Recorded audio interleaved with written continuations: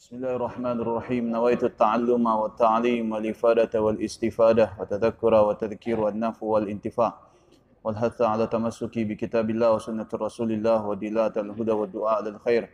اللهم صل على سيدنا محمد الفاتح لما أغلق والخاتم لما سبق ناصر الحق بالحق الهادي إلى صراطك المستقيم وعلى آله وصحبه حق قدره ومقداره العظيم. سبحانك لا علم لنا إلا ما علمتنا إنك أنت العليم الحكيم. رب اشرح لي صدري ويسر لي أمري واحلل عقدة من لساني يفقهوا قولي.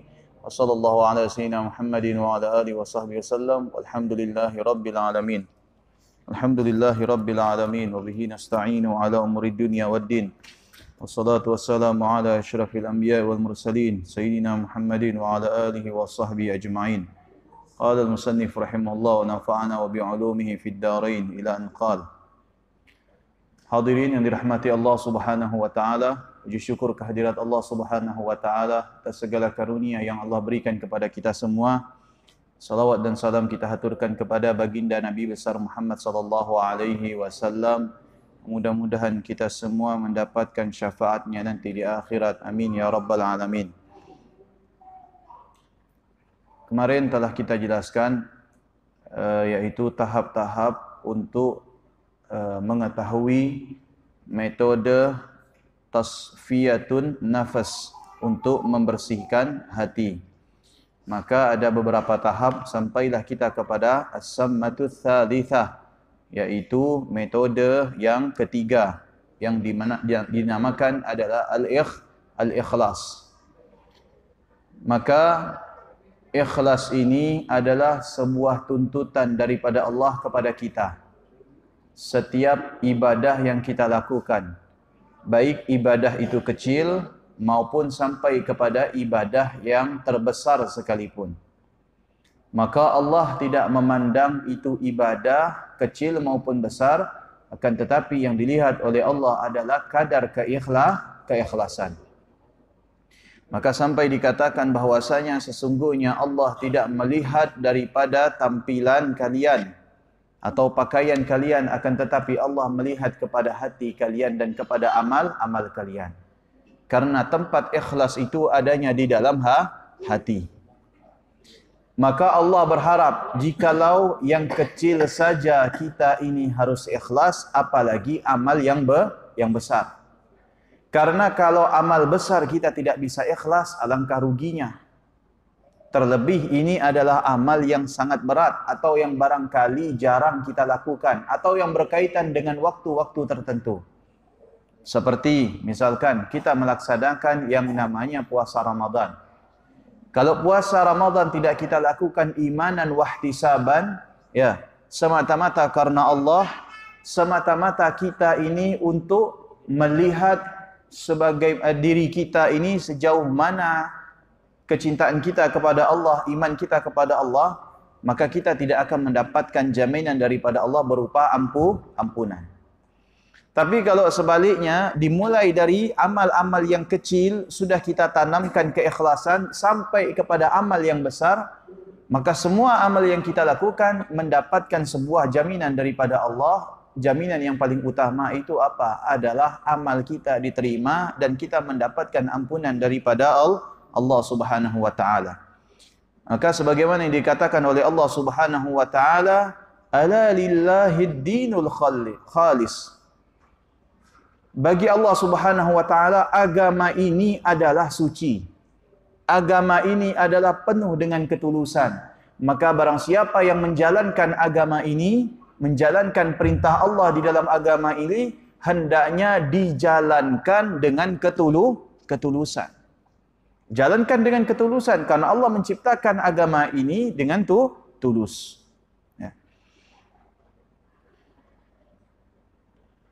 Wa qala al-Imam Al-Qushairi fi risalati al-ikhlas ifradul haq subhanahu fi ta'ah bil qasdi. Al-Imam Qushairi mengatakan di dalam risalahnya, di dalam tulisan-tulisannya, kitab dengan risalah itu beda. Ya. Kalau ini bisa dinamakan kitab. Ini bisa dinamakan kitab. Tapi kalau risalah itu arti secara teks itu maknanya adalah surat. Risalah itu seperti ini. Apa risalah ini? Seperti catatan-catatan kecil. Itu risalah. Ya. Kalau saya menulis sepenuh atau setebal buku yang tipis ini bagi orang-orang ahli penulis tidak dinamakan kitab, akan tetapi hanya sebuah risalah. Itu. Kemudian ada yang mengatakan risalah itu, perbedaan risalah dengan kitab, kalau kitab itu pembahasannya sampai selesai kepada tujuan. Adapun risalah tidak. Hanya mukaddimah saja. Intinya selesai mukaddimah kita beranjak ke kitab. Nah itu.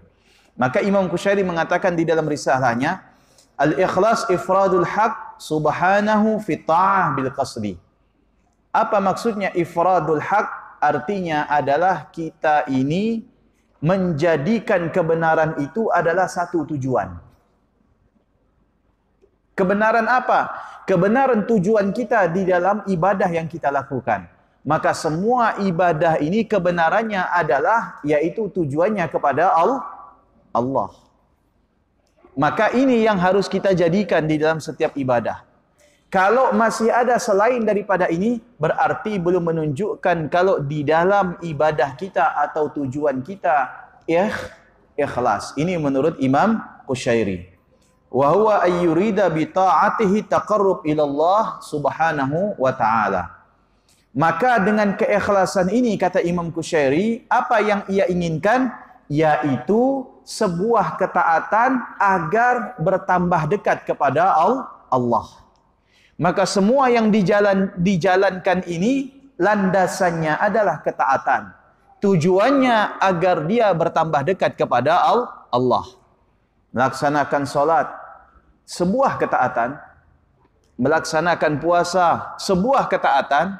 Mengeluarkan zakat, sebuah ketaatan. Membaca Al-Quran, sebuah ketaatan. Semua ini kalau dilandasi dengan sebuah ketaatan kita kepada Allah, niscaya apa yang kita harapkan dengan ibadah ini taqarrub kepada Allah, yaitu bertambah dekat kepada Allah subhanahu wa ta'ala. Duna syai'in akhar, kata Imam Qushayri, tidak ada maksud tujuan lain. Tidak ada solat kita ini, maaf, karena kita takut sama mertua. Tidak ada solat ini, maaf, karena kita takut kalau imbasnya ke usaha kita. Tidak ada solat ini kalau tujuannya, maaf, kita tidak akan terpilih lagi sebagai wakil rakyat. Tidak, itu semua bukan tujuan kita. Tujuan kita adalah menjalankan ketaatan demi mendapatkan posisi atau kedudukan yang dekat kepada Allah subhanahu wa ta'ala. Au mahmadah, atau kita berharap pujian, kata Imam Qushayri, itu juga bukan. Indan nas au mahabbah madkhul khalqi au ma'na minal ma'ani siwar taqarrub ila Allah, ataupun semisal makna-makna seperti itu. Entah itu ingin mendapatkan popularitas, entah itu ingin mendapatkan pujian, entah itu ingin mendapatkan perhatian selain daripada Allah, entah itu ingin menambah pangkat atau jabatan kita di hadapan manusia. Itu semua bukan tujuan keikhlasan. Akan tetapi tujuan keikhlasan adalah, yaitu semata-mata ingin mendekatkan diri kepada Allah subhanahu wa ta'ala. Makanya Al-Imam Ibn Atta'illah As-Sakandari mengatakan di dalam kitab hikamnya, atau sebagian para ulama mengatakan, amal itu laksana jasad. Amal itu laksana jasad. Sedangkan ikhlas itu adalah laksana roh. Saya tanya, roh itu kelihatan tidak? Tidak kelihatan. Tapi kenapa zaman sekarang orang gampang menyebut mandang roh halus? Roh saja tidak kelihatan, apalagi tambah halus, roh halus. Betul tidak? Saya lihat ada roh halus, Pak Ustadz. Roh saja tak ada kelihatan, apalagi ditambah halus. Roh itu sudah halus, emang ada roh kasar? Beda kalau kain wol dengan kain katun. Katun halus, tapi wol agak kasar. Kalau ini kedua-duanya memang tampak. Tapi jangan sampai kita mengatakan melihat roh halus, sedangkan roh saja tidak kelihatan dengan kasat mata, apalagi ditambah kata-kata halus. Zaman sekarang gitu, lihat roh halus. Ya kan? Dia tidak tahu kalau yang dilihatnya itu bayangan aja. Dibilangnya roh halus. Ini lemahnya iman kita. Gampang dibisiki oleh syaitan. Oh, lihat bayangan. Oh, lihat ini dan sebagainya. Hingga membuat kita ini percaya dengan sesuatu yang kita anggap itu kekuatannya sama dengan kekuatan Allah. Na'udzubillah. Maka dikatakan oleh para ulama, amal itu laksana jasad. Sedangkan ikhlas itu laksana roh. Kalau amal kelihatan tidak amal. Sebagaimana jasad. Karena amal dilakukan dengan jasad. Akan tetapi ingat, ada yang namanya ikhlas. Yang laksana, kata para ulama, ikhlas itu adalah roh, tidak kelihatan. Maka ini sebuah perumpamaan yang sangat indah. Kenapa? Karena seandainya amal tanpa ikhlas, laksana jasad tanpa roh. Kira-kira bisa hidup tidak? Bisa hidup? Bisa, tapi tidak berguna. Kenapa? Karena setiap amal yang tanpa adanya ikhlas tidak akan diterima oleh Allah. Illa min ibadihil mukhsin. Tidak akan diterima oleh Allah. Begitu juga jasad yang tanpa ada roh di dalamnya, tidak bisa apa-apa. Tidak berguna, tidak bermanfaat, tidak bisa beramal. Dia seakan-akan laksana mayit.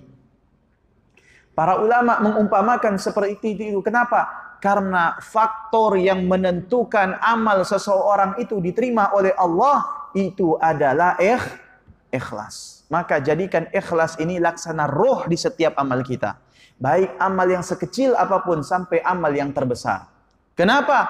Karena kalau kita tidak barengi dengan keikhlasan, khawatir ini akan berimbas dengan amal-amal lainnya, sehingga amal kita ini laksana jasad tanpa adanya roh.